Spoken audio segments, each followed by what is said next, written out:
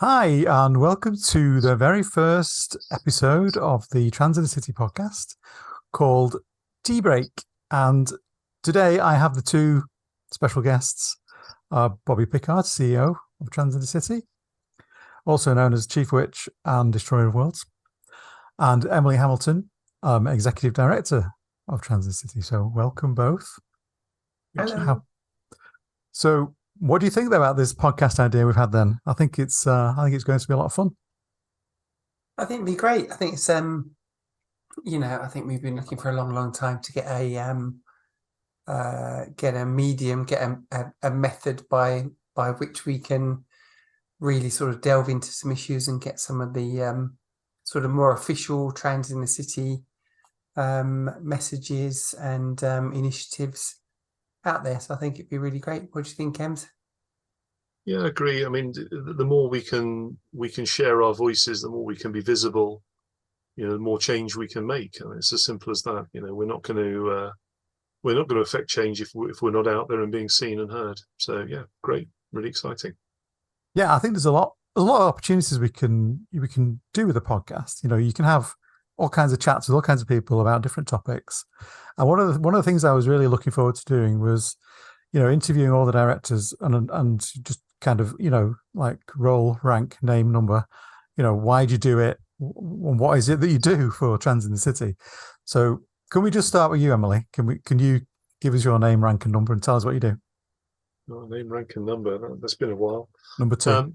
Yeah, so I'm Emily Hamilton. I'm an executive director of Trans in the City. I've been part of this for about 3 years now. And what do I do? That's a great question. I do a little bit of everything, un peu partout, as the French might say. Mm. And largely that means engagement with our members, with corporates that are looking for information about how to best support trans, non-binary, and gender non-conforming people at work. It involves mentoring people going through transition.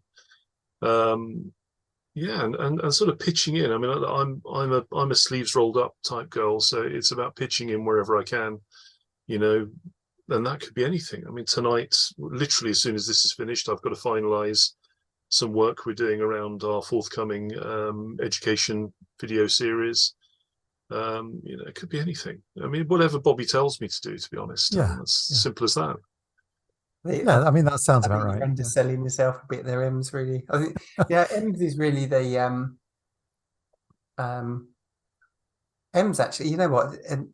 Emily is there's a few people in trans in the city that really are like my foundation, you know, like and I guess by default the foundation of trans in the city, and like Ems really is the a lot of the brains of trans in the city, but also a lot of the soul and like the Yeah, soul's probably like the wrong word, but if I really need to turn to somebody and say, is this the right thing? Is this what we should be doing? You know, Emily has that overarching view of so much of the transit and non-binary community in such detail that I can just really rely on Ems to give me that honest view and assessment of the impact. I guess I kind of I know this is going to come a shock to Ems, but sometimes I come up with some wild and wacky ideas and want them implemented like right now. So Emily is like one of those real people that can like look at something and go like, yeah, it might be a good idea, Bobby. Yeah, like 2050, like not now, and it's brilliant. I can't imagine being able to do trans in the city without her actually. so she You brings make you me that, feel. You make brings you me that down feel to like earth. Sorry, say Ems. as I say, you make me feel like the Delphic Oracle. I'm gonna have to. I'm gonna have to go and sit on a mountaintop and have a cave It's and invite people to come in. I mean, I kind of thought that's where you were already. Is It that? feels like it sometimes. I Yeah, mean, that's where you make me go each time I need to talk to you. get the crampons on. You've got to go and talk to Ems. Bad case of the crampons. Yeah, and Bobby, as CEO of Transit City, I guess your role really is to hold the whole ship together and steer it in the right direction. It is. I mean, I've got some amazing people that help me do that. Chief among them, I guess, is Nikki Lambert, our business director, who I think holds the real ship together in terms of admin, and Simon Hodgkinson that deals with all the running of the business side of things. But I guess my role, as with most CEOs, I suppose, is to listen to the team, look at what's happening out in the outside world, but also come up with some ideas from both of those to push things forward. And I guess I've had sort of 20 years experience of trying to make things better in the trans and non-binary world. Not sure, looking back, things have particularly got better in the last 20 years. Sometimes I wonder why I bothered. I should have just started now from scratch. But I think I do come up with some wild and wacky ideas, and even after 20 years, I think I'm probably even more fired up now than I was 20 years ago. It's one of those things where it's, I started 20 years ago and I thought, I just don't want anybody to have to go through at the time what I'm going through. These days it's what I've been through, but in those days is what I'm going through. And I was keen, but I guess didn't have many resources to do it. But now I'm keen almost to the point of fanaticism that I will not leave this earth without leaving it in a better place for trans and non-binary people. And frankly, I don't care what it takes out of me to do it. That sound like fanaticism, doesn't it, really? Having only been involved with Transit City for probably the past, 3 years, for me, it's been Transit City stands out as the kind of primary trans organization that's doing all the heavy lifting out there. When you look at what you do with some large, pretty large, very, very large organizations, and the inclusion work for trans and non-binary people within those organizations, I think you're actually making huge, advances. It's quite remarkable where it's come from just in those 3 years I've been involved. I hope so. I mean, it's I guess it's I find it really, really difficult to see, because I'm not a person that will I'm not a person that can ever see a victory, and I'm not a person that can ever see enough. Literally I'll do an event and it doesn't matter what the event is. The minute I leave the door of the event, I'm looking at the next event and the next thing to do and the next improvement we can make and the next bit of difference we can make. So is that where your drive comes from, to keep doing these things? I think that's just my personality type, and it's probably my personality type forged from trauma over the years. I think it comes from a place of really low self-esteem and not being somebody that I'm just not interested in self-promotion.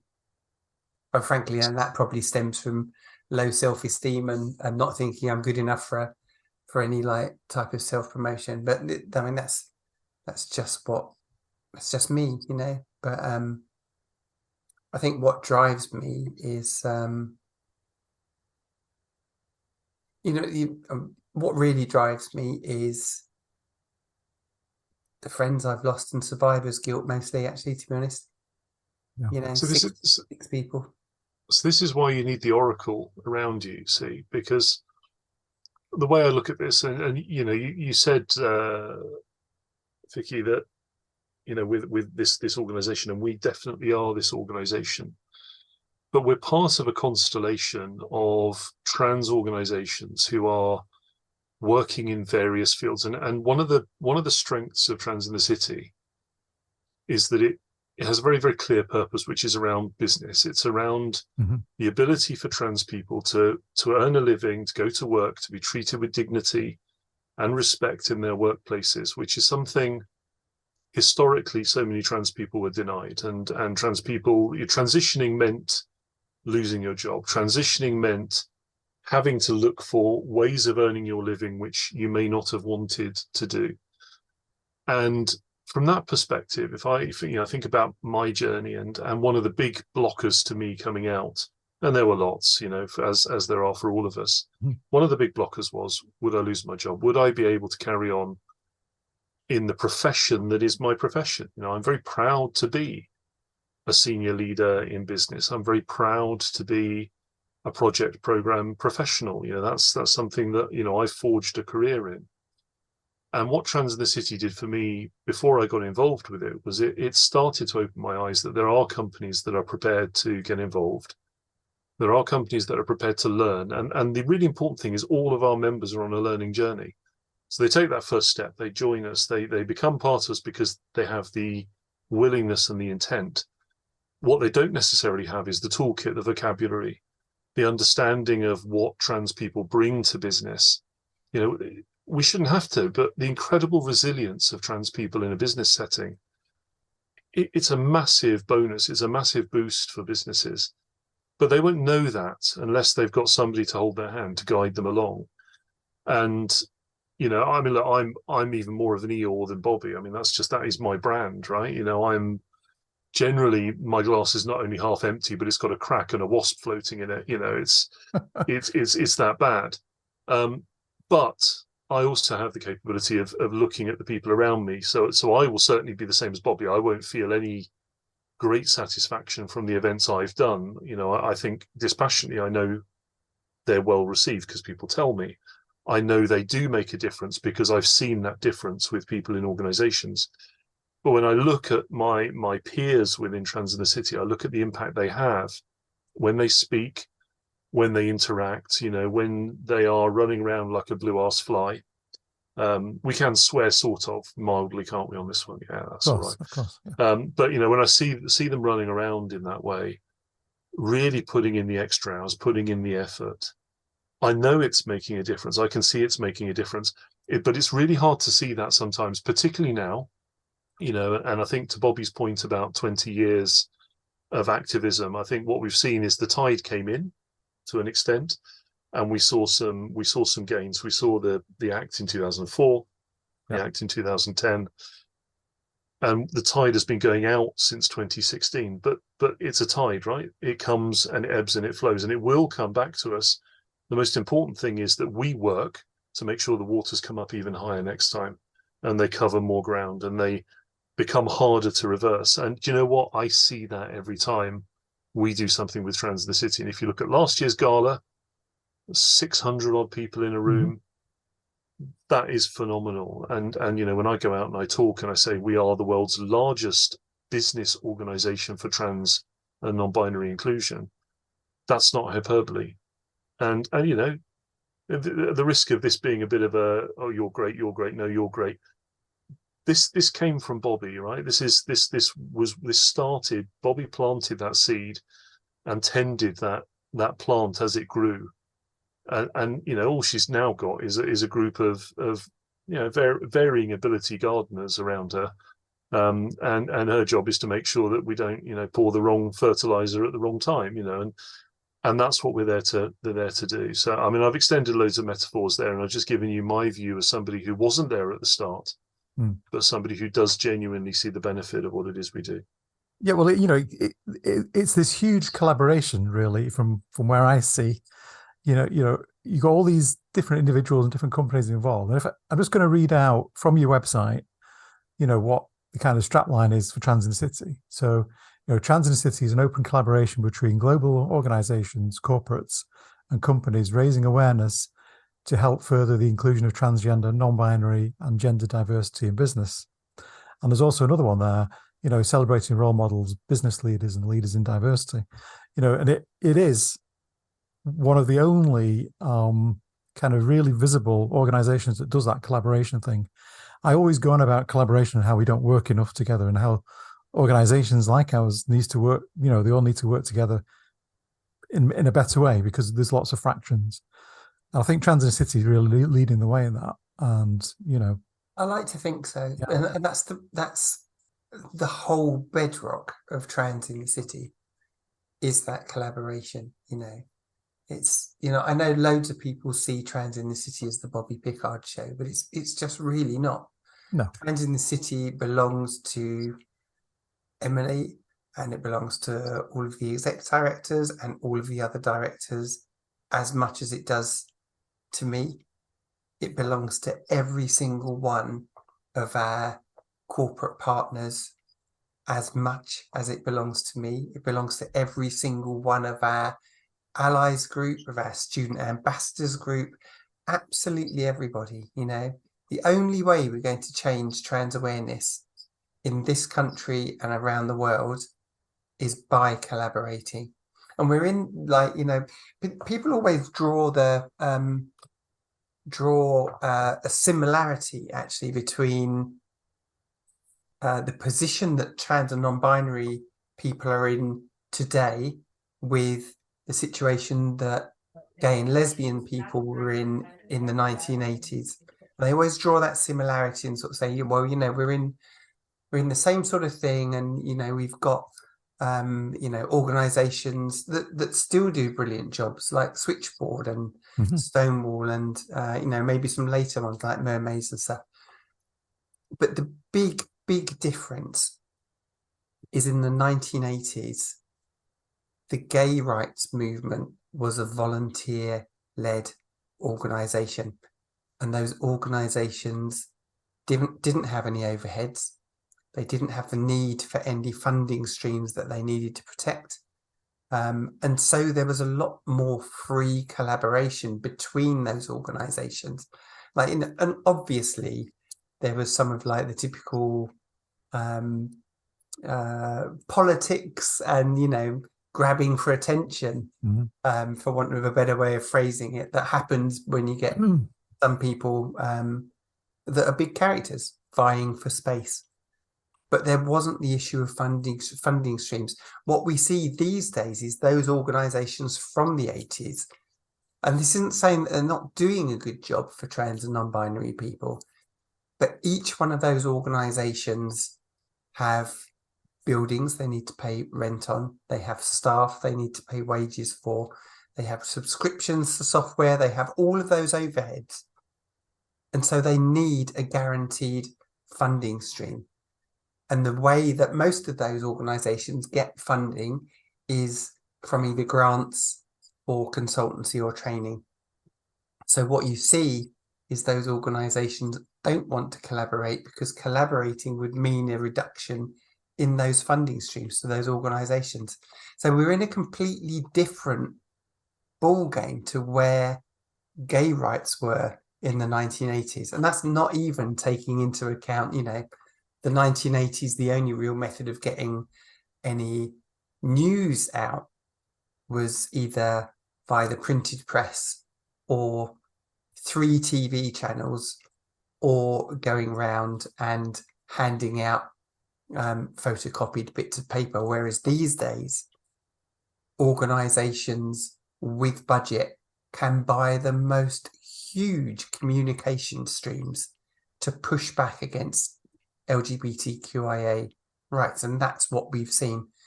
So there are similarities between the messaging that's happened, but in terms of the landscape, the business landscape, in terms of the media landscape, we're in a completely different ball game. And the way to counteract that is to get collaboration happening. But to convince people to collaborate, you need them to understand that actually the revenue streams that they're concentrating on, which is typically around Trans 101 training, is not the end of the world. And it's actually not where the real money is when you look at consultancy and training. So, Trans in the City's collaboration efforts at the moment are to raise across the whole of society the level of knowledge on that trans 101, the real basic information about trans people. And if we can do that, that takes so much wind out of the sails of all of the negative stories that you're seeing, and we can move forward from there. But what we need to do, we've managed to do that in the corporate world. Corporates have received the collaboration message fantastically well. In terms of the not-for-profit world, then I think there's still some hesitancy there, that that they want to protect their revenue. But it's I think some of the things we're doing now with trans in the city, by just actively giving back, straight back, no strings attached, back to the not-for-profit world, I think will be game-changing. Absolutely game-changing for LGBTQIA charities, not-for-profits across the board. I hope so anyway. Yeah, and I remember the last podcast we did recently. We were talking about collaboration works in both directions. Mm-hmm. And, if you can open a door, make sure you hold it open for somebody else coming up. Absolutely. So, these, big organizations, I think Trans in the City is a big one.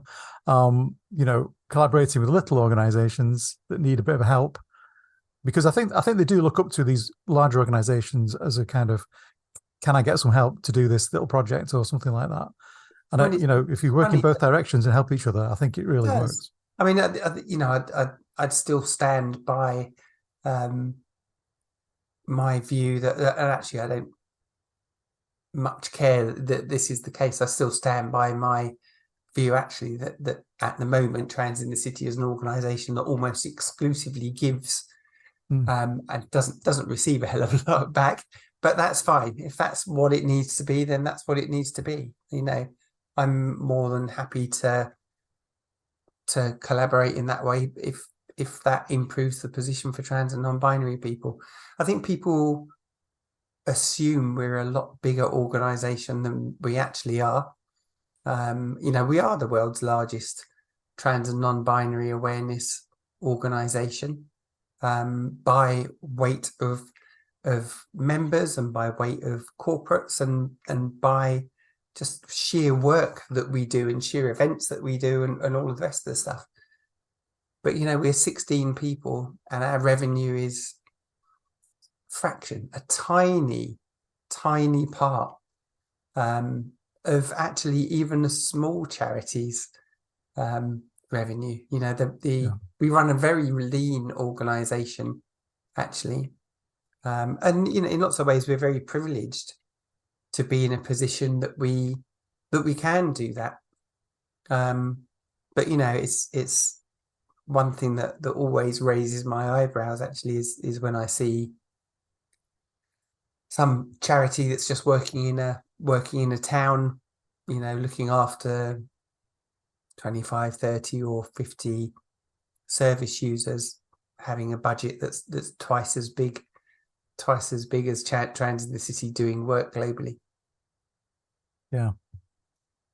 So, coming up in a couple of weeks, we've got the big annual event.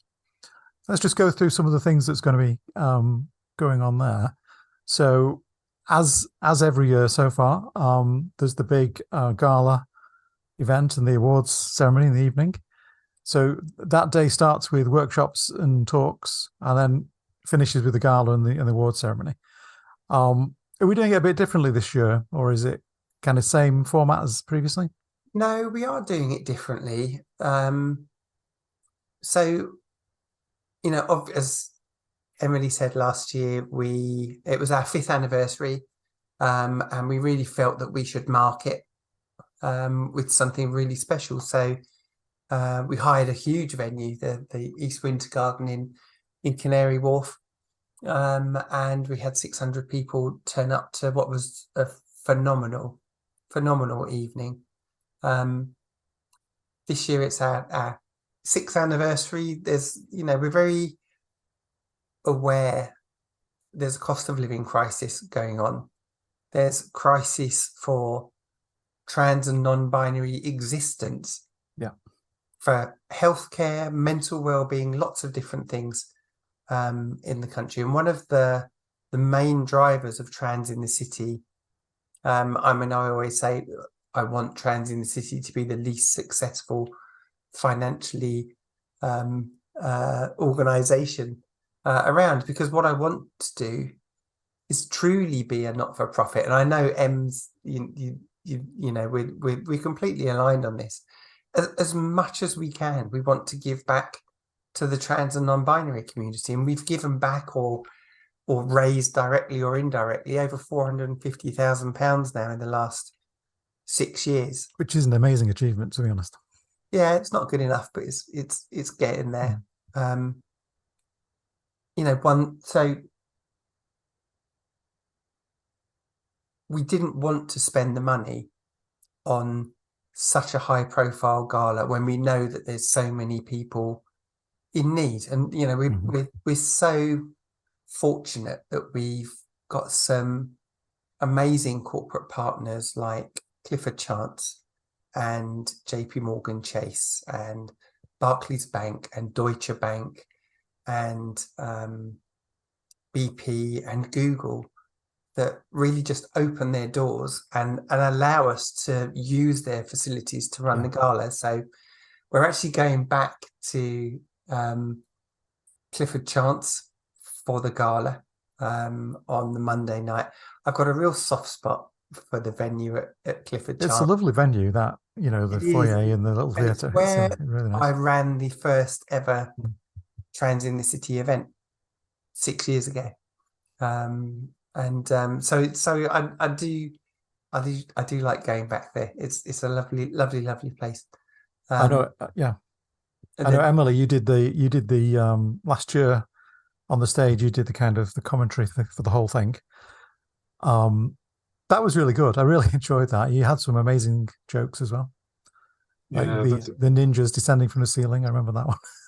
Yeah, I'm not sure. I am doing it again this year. I'm not sure how I'm going to follow up, because last year, to be honest, and just sort of showing you behind the curtain, it was all a little bit impromptu. It wasn't entirely planned. It all looked quite late. Planned. It looked perfect to me. Well, here's the problem. You see, now it is planned. You see, I'm not sure I'm going to be quite as good. So I'm relying on somebody like Bobbi to completely change the plan like 5 minutes before and let that happen. But I think what's really important as well, we sound like we're rowing back from something which was enormous last year, and actually I don't think that's the case. I think what we're doing is we're splitting up, and you know, we'll talk probably in a second about some of the other things, but we're splitting up some of the agenda of what we're doing and spreading it over a few days. We're still going to reach the same number of people.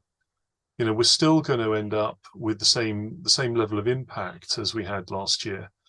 And look, there's a reality here. You know, the cost of venues, anyone who knows about venues, you know, it's just astronomical. When we looked at the quote we had for this year, and let's be honest about it, it was an obscene amount of money that otherwise would go to some of the projects that we've supported over the last year. And one of the things I'm most proud of is, where does our money go?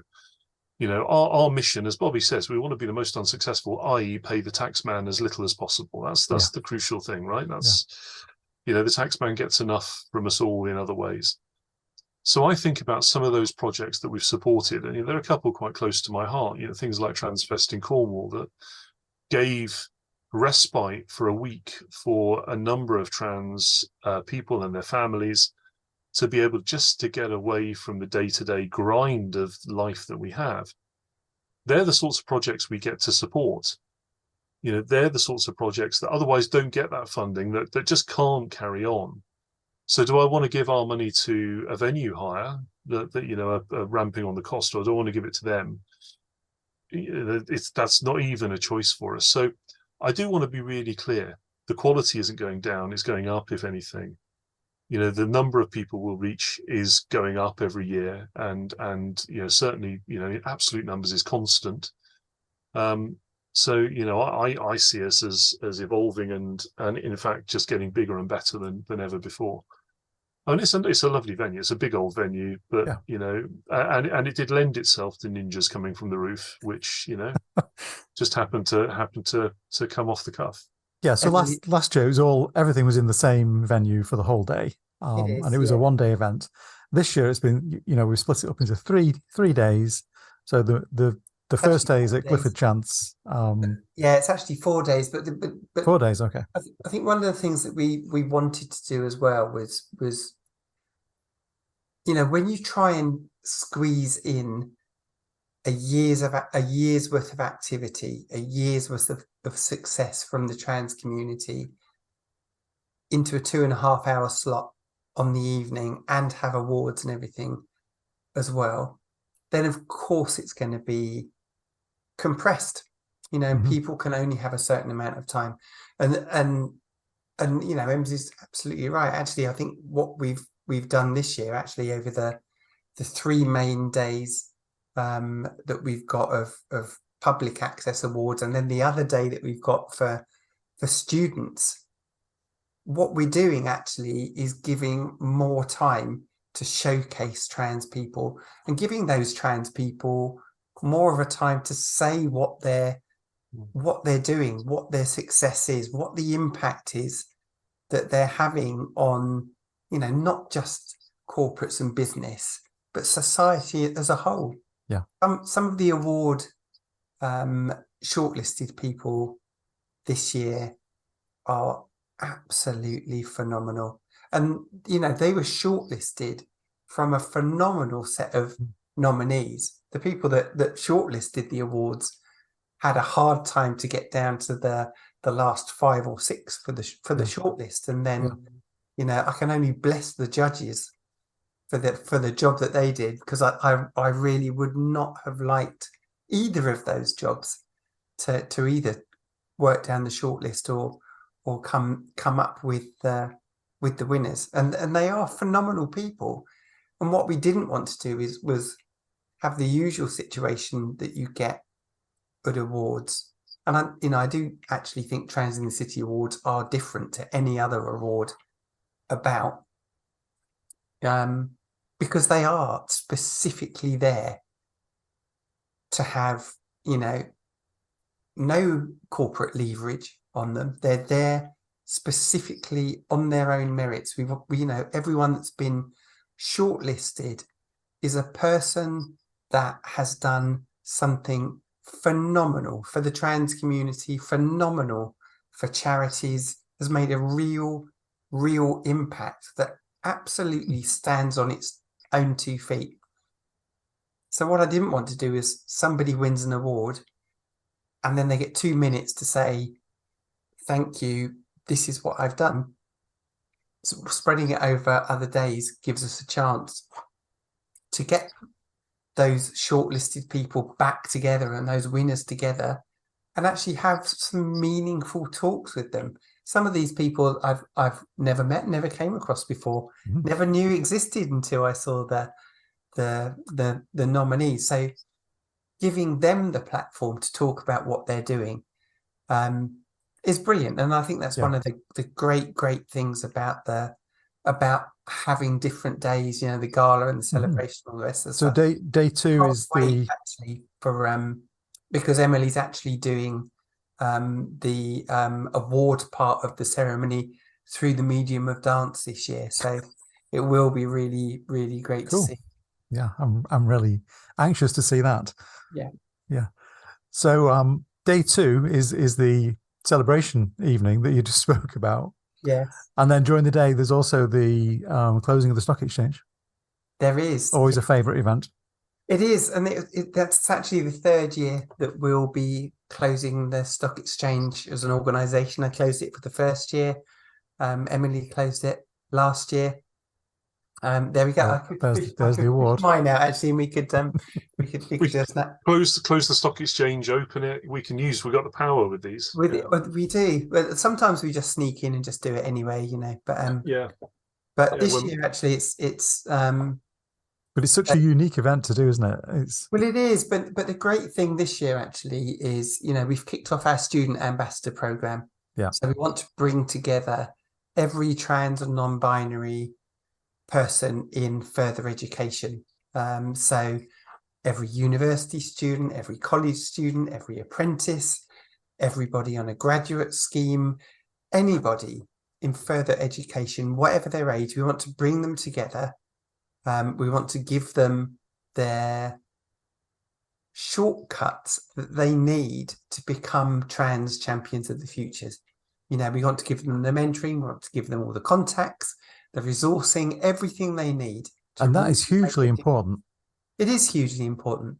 Because I know from my own experience at work that, with an ERG, sometimes you don't get those things. It's very hard to find like the resources and the connections. Yeah. Especially external to work, if you want to do external events, having all the connections that Trans in the City gives you, and the resources behind it and the training. I mean, it's amazing, really. That's the whole point of doing it, Yeah. I don't want someone to be, a young trans person, 18-year-old. I want them to be able to land in an organization knowing how to present trans and non-binary awareness, how to do things positively, how to talk within their business properly, how to do public speaking, where they can get contacts, where they can get resources, everything. Because that's how we'll make a significant change. These people that we've got as our student ambassadors will be the leaders of the future. So if we can empower them, mentor them to really take that step up and accelerate their growth, then, I think that's definitely one of the keys to the future that will make a significant change. Our lead ambassadors, so we've got 4 of them, they're going to be closing the London Stock Exchange. Right. So that's going to be great. I'm really excited for that, actually. And I think it's a real, it's one of those really lovely, it feels like one of those really lovely things where we can make these young trans and non-binary people realize just how important they are. I mean, imagine for a minute, if you at that age had given that opportunity, it just wouldn't have happened, would it? It's amazing. But then, really. That's what me and Emily and the rest of the people in Trans in the City are here for, We're not here for us.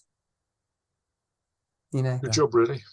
I mean, there is no advocacy like self-advocacy, and if we can give people the skills for that, that enable them to be stronger, and to my earlier point, more resilient at work when they start their careers, that's not just a benefit for them or for other trans, non-binary people, but actually you create better workplaces for everybody. Because, what we often say, but trans and non-binary at the moment really are at the tip of the spear when it comes to hate discrimination and all the other things that are going on. But I look at the people who are involved in advancing trans and non-binary careers. They're also advocates for better racial equality at work. They're better advocates for women at work. They are advocates for young people at work.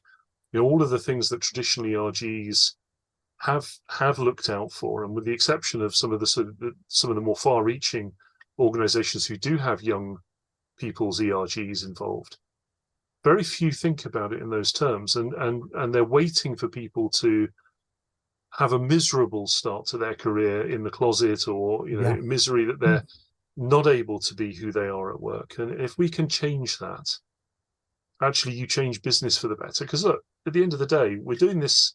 Yeah, we are doing it for ourselves, right? Because I want to just be able to go to work as Emily. Do you know what? I'd rather never, ever have to talk about this ever again. Yeah, we could all just retire, and that would be well, I'm not sure about retiring, but I could just get on with my day job. We'd all love that to be the case. Now, it's not going to be the case for the foreseeable future. But for those young people coming in, if we can make it so they're not having to slog like we've had to slog for all these years, that's a winner for me. If I can look back in my dotage, when I'm a trans elder like Bobbi is already, and I can look back and I can say, what was the impact of this? If that is that those people no longer have to fight the way we're fighting, they no longer have to do the basic education, then that's a winner. But at the moment they do. At the moment, we need them to understand how to advocate for themselves, how to advocate for the community, what works, what doesn't work. And also, there's something broader than this. We're not just talking to them about how to be a trans advocate. We're giving them the experience of me, 25 years in projects, programs, portfolio management. We've got people who, got backgrounds in engineering, 20 odd years in engineering. We've got people with public sector backgrounds. So they're seeing people. We use the word role model. I take that as a very serious thing, and I'm very worried when people apply it to me. But one of the things you'll hear people of my age and even older, like Bobbi, you'll hear them say is we didn't have any role models, because we didn't. When we were younger, who did we look up to? Who did we see that were trans in the public eye? And for me, the reality was there wasn't anybody. It was the salacious front page of the tabloids. It was always about sex. It was always a scandal. Yeah. Mm-hmm. Where are the vice president of the FTSE 100 trans women? Well, hi, here I am. This is me just being me and actually doing a damn good day job, and then a gay job all through the night.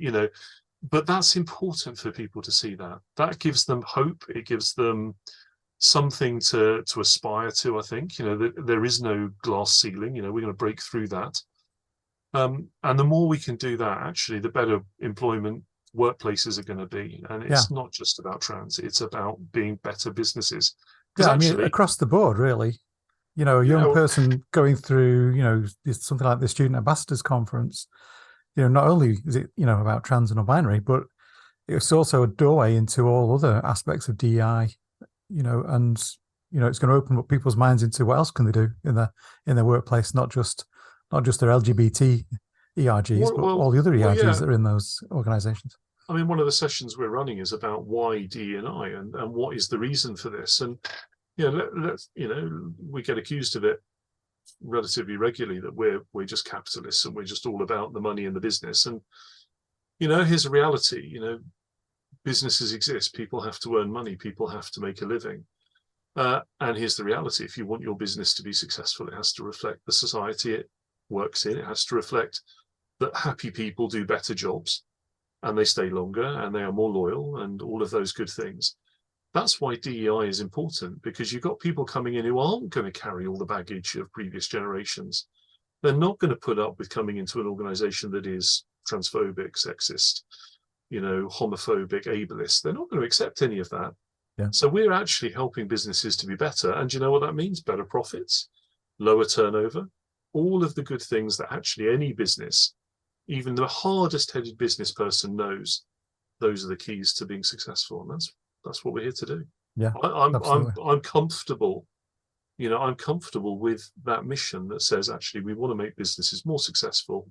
And in doing that, we want to make them better places for trans, non-binary, gender non-conforming people. Absolutely. Brilliant. And let's quickly talk about the speaker's stage. I mean, the event this year that was done down in Chippenham, that was amazing, wasn't it? Do you want to just tell us a bit about that, Bobbi? Yeah, it's an idea that I've had for a long time, actually. And it's, I go to a lot of Pride. I go, I'm either there. I mean, Emily does as well. I'm either there marching. I either get invited to speak, I get invited to do peripheral stuff around it, or I'm, occasionally I get the chance to actually just go along and properly enjoy a Pride and have a laugh. But one thing that's I guess annoyed me, it might be a bit too strong a word actually, but for probably the last 5 or 6 years is lots of prides these days seem to be heading down the route of almost just being a rainbow fete. A rainbow day out. We'll get a few drag queens on the stage miming, and that's it. All we need to do is just, there we go, there's our Pride done. And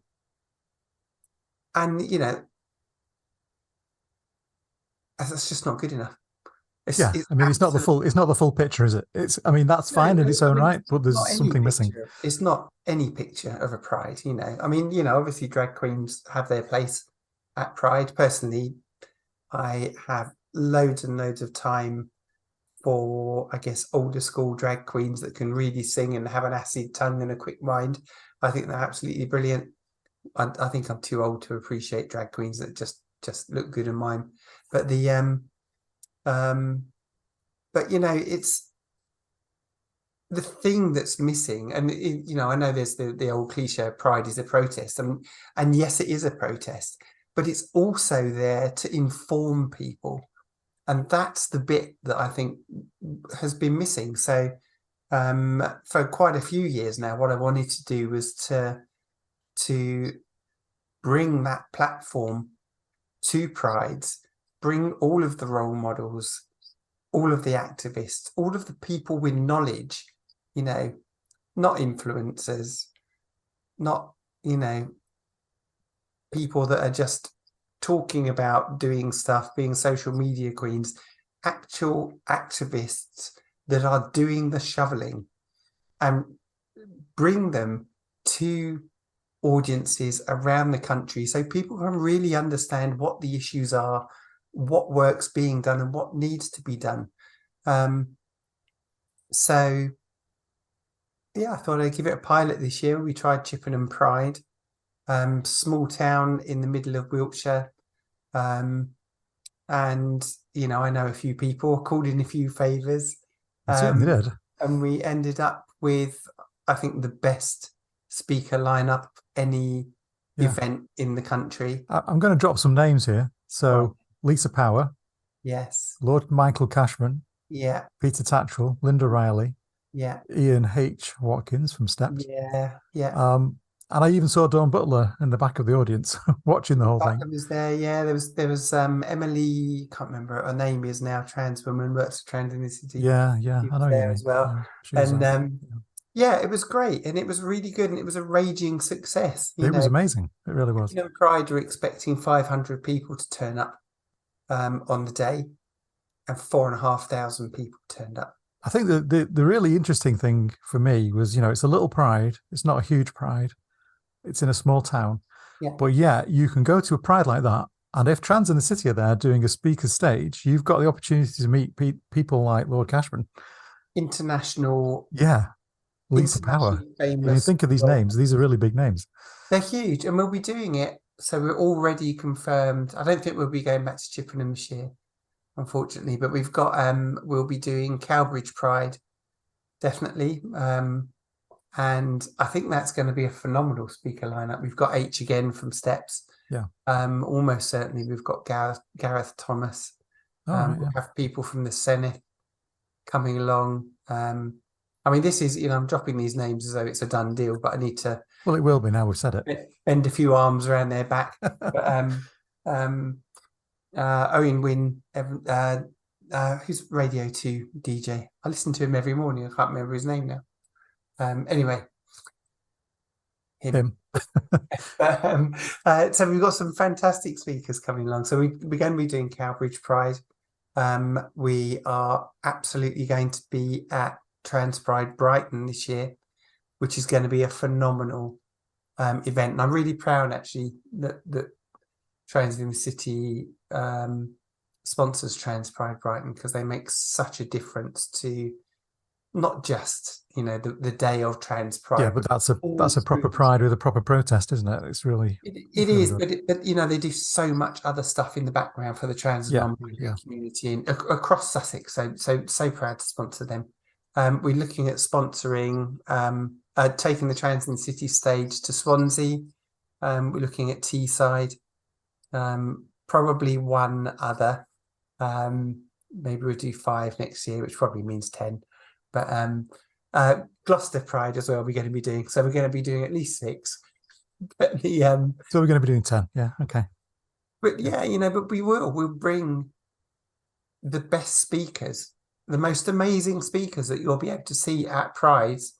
We'll bring them to local communities. We pay the local Pride money because they're all struggling for funds. So, we pay. It's going to be like a rodeo going from pride to pride, isn't it? Like Trans in the City speaker stage rodeo. Yeah. We donate to the Pride. We pay for the speakers. We turn up with everything that's needed. Yeah. and then we run the event. And Yeah, then it's a brilliant idea. Brilliant idea. I love it works really well, and it's I think I mean I loved it this year actually. I It was great, loved yeah. the pilot. I was really pleased that it went so well. I mean, we had people fly in from Canada Yeah. just to visit Chippenham and see the stage. So it was Yeah. phenomenal impact. I think that's one of the things that's gonna really grow over the next few years. Yeah, and then I think the last thing we need to talk about is obviously we're now doing a podcast and it's called Tea Break. Yes. I like the name. The little logo is really nice. It's like a cup of tea with break underneath in the trans colours. Really nice. So with the podcast, the kind of things we're going to be doing are, interviews with directors, interviews with allies, probably some mini series on certain topics, like sports inclusion, GRA reform, covering a lot of these events, hopefully going to some of the prides and covering some of the speaker stages, and anything else that needs a podcast, really. So there's lots of things to do. You can pretty much do anything with a podcast. So I'm excited about that. And I think, this moving into this kind of new area of media, you can really reach a lot of people with a podcast. And also if you keep the videos and put those on YouTube or whatever other social media you want to put them on, it does give you an extra reach that's really, really useful, I think. I think you're right. I think it's great having you on board. It's I'm looking forward to doing it. Yeah, it's going to be really great. And it's I think we'll have to get you on the speaker stage, won't we? Talk about cleaning it. Yeah. No, I'm happy to do anything that's going, really. I think it's really important. One of my weak areas actually is highlighting what I'm doing, what Trans in the City and what the rest of the directors are doing. And I know that going full circle, that comes back to low self-esteem again, because everything I do, I don't think is good enough. So I don't promote it. But it's a serious weakness that I have, actually, because, what Trans in the City does is good, and it is worth promoting, and it is worth telling people about. So the more that we can get people like you and people like the amazing media team that we've got on board now to feel that reticence and weak spot that I've got about talking about anything that I do, the better. Because, I think if we're going to move Trans in the City forward as an organisation and truly become a global organisation, we work all over the world at the moment, but if we're really going to make an impact all over the world, then we need to be better at telling people what we do. And I think what you're doing with the podcast is it's that great medium, isn't it, of a podcast where you can really delve you can use it for all kinds of things. Deeper. Yeah. Deep. You can have long, deep conversations about serious topics, or you can have just like a fun chat with somebody and just talk about some issue that needs to be spoken about. Absolutely.